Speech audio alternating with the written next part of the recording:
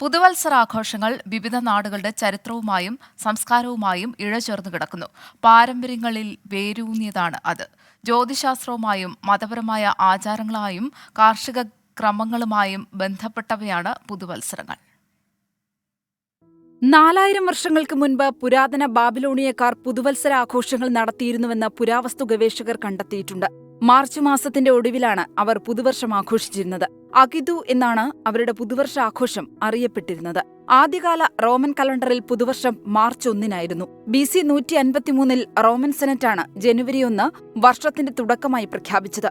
പുതിയ തുടക്കങ്ങളുടെ പ്രതീകമായ കവാടങ്ങളുടെയും വാതിലുകളുടെയും ദേവനായ ജാനസിന്റെ ബഹുമാനാർത്ഥമായിരുന്നു അത്.